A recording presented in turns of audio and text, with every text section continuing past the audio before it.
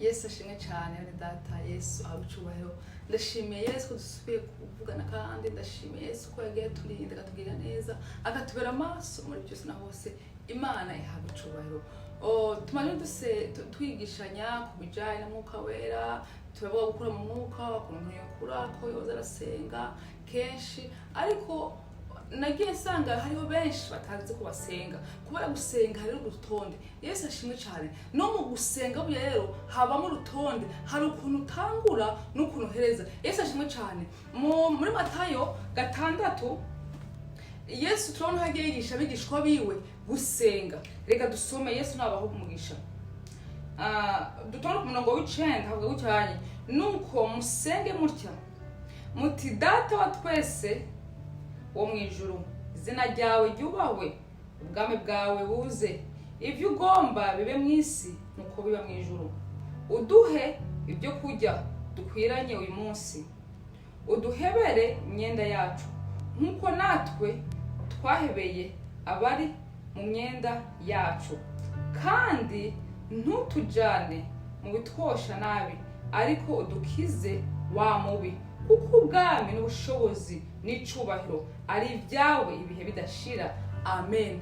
Yesu ntabwo icubahiro. Iri nishengesho Yesu yigishije abigishwa biwe uko baza basenga. Rero kenshi ntidusenga irisengesho tereke, ariko irisengesho tureba ko muri masengesho dusenga yose iri ni nka rezime yayo. Yesu ashimwe cyane. Nico gituma rero kenshi tuba tuvuga cyane ngo bakwiye gusenga, ariko tukibagira ko hariho umuntu arikizwa ubwa mbere akiri mu Kristo mushasha. Hari ibintu byinshi abakwiye kumenya, no kumenya ukuntu abantu basenga ni byiza rero kumenya ugusenga, kuko risengesho ryawe nibwo rizumvigwa. Yesu nahabwa icubahiro. Ni nka kujyanye ofisi umuvyeyi ugira umwaka ikintu, hari ibintu banza gukora, hari ibintu banza kumubwira kugira ngo umwumvishe ko kijya kintu ukeneye. Yesu nahabwa icubahiro.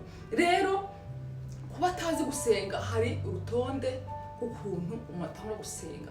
Icambere na mbere ubanza gutaka Imana, ukayivuga neza. Mana ishobora byose, Mana igira neza, Mana y'imbabazi, Mana y'urukundo, Mana igira neza. Imana ukavuga Imana, ukayivuga ugatugenda no kwishima, ukavuga Mana ishobora byose, ndagushima, ndaguhimbaje, ndagushima ubuzima bwiza wampaye, ndagushima ineza yawe, ndagushima ku gafamiye yanje, ndagushima ku bw'uburinzi, ndagushima ko ufite amagara meza, ndagushime ko nkomeye, ndagushimiye ugatanga ugashima bijya byose uzima yene kugirira neza uburinzi. Imana yaturinze. Ejo ni bikomeye cyane, utero kwa mushimira Imana, ugashimira Imana amagara meza Imana yaguhaye, ugashimira Imana akazi keza yaguhaye, ugashimira Imana famille nze yaguhaye, ugashimira Imana bijya byose. Yesu ntabwo icubahiro. Iyo ni etape ya kabiri, ukayishima. Etape ya gatatu nuko ucubanza ukihana. Petete amaso yawe yaravye ibintu bidahesha Imana icubahiro, aracumura.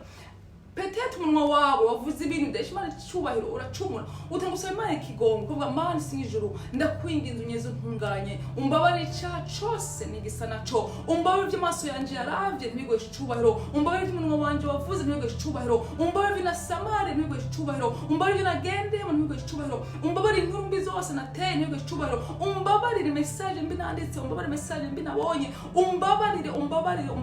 Ugatanga kuvuga ikintu cyose uzi ko cyo gutandukanya n'Imana woba wakoze, ukiyeza ukitunganya. Iyo ni etape ya gatatu. Etape ya kane ugasura ukashima, ndagushime Mwami kumbabariye, ndagushime kunyejesheje amaraso yawe, ndagushimiye. Abaza amaverse muri Bibiliya baje batanga gusenga bashima amaverse ya Bibiliya. Ndagushimiye Yesu Kristo, ndagushimiye kubwo amaraso yawe, ndagushimiye ko watanze umwana wawe ikinege ngo aze mwisi ngumwizera wese ntapfiruwi, ahubwo ubugingo budashira. Ndagushimiye kubyo bugingo nabwakiriye, ndagushimiye kungire neza, ndagushimiye kusuye kunyubaka, ndagushimiye kusuye kunyemera, ndagushimiye. Iyo ni etape ya kane.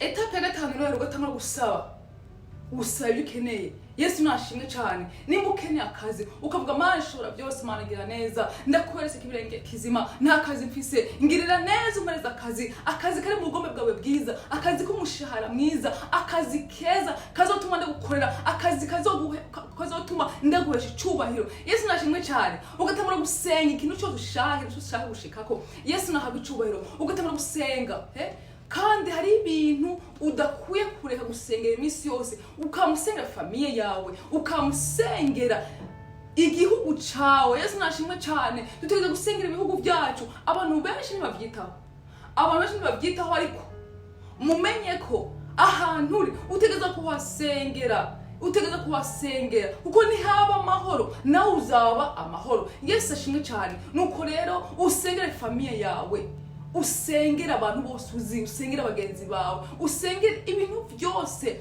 utibagiye igihugu, utibagiye abakuru b'ibihugu, utibagiye abakora muri guverinoma, ugasengera ibintu byose. Yesu nahabwa icubahiro, Yesu nashigwe hejuru. Izo etape 5 zirakurikirana gutyo onye. Etape ya nyuma ugaca ushima kandi uvuga mwami Yesu mangira neza, ndagushimiye ko usubije, ndagushimiye ko umvise amasengesho yanje, ndagushimiye ko ngire neza, ndagushimiye ko ndagusabye byose ngiye kubibona, ndagushimiye ko ngiye kubona ukuboko kwawe kwiza, ndagushimiye ko kazi ndakabonye, ndagushimiye ko uriya muntu mukijije, ndagushimiye ko famiye yacu igije ku rundi rwego, ndagushimiye.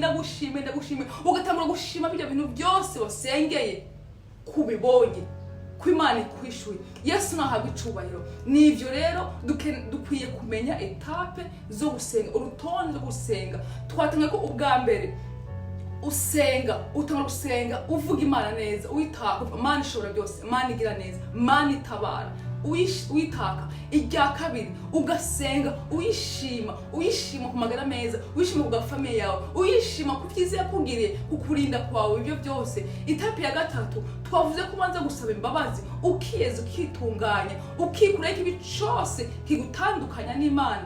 Etape ya 4 Yesu nashigwe hejuru, ugatangura gusaba nawe ibyo ushaka.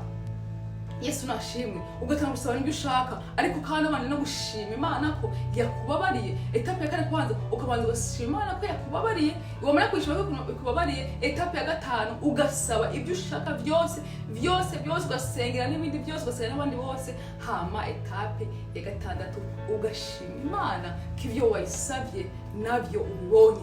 Yesu nahabwa icubahiro, Yesu nashigwe hejuru. Nuko rero dukwiye gusenga kugira amasengesho yacu yumvigwe. Ati umuntu yosengera hehe? Ahantu hose wasengera, ariko iciza ukwiye gusengera ahantu hatuje. Ntushobora gusengera mu nduru, kuko utosaba umuntu umuvyeyi wawe ikintu mu nduru. Ntabwo woza imbere y'umuvyeyi wawe ufite telefone y'umuziki mwinshi, akavuyo kenshi, hama utari kumusaba ikintu, ubanza kubizimya, hama ugatuza, ukicara imbere ye, ukaja imbere wiwe, hama ukamusaba. Niko imbere y'Imana bimeze, atari mu rusengero bavuza indirimbo, atari hehe, ariko ukwiye kuba ahantu hatuje, ugasenga utuje, umutima n'ivyiyumviro byose bitumbereye ku Mana. Yesu nashimwe cyane. Uri muhira ushobora gusenga upfukamye, ugaca bugufi imbere y'Imana yawe. Yesu nashimwe cyane. Uri ku kazi ushobora gusenga wicaye hajya mu gacerera, atari mwe muri kumwe. Yesu nashimwe cyane. Uri mu modoka wicaye muri bisi, uri mu modoka wenyene, ushobora gusenga. Yesu nashimwe cyane. Nibwo twakugura umunwa, ari ugasengera umutima wawe.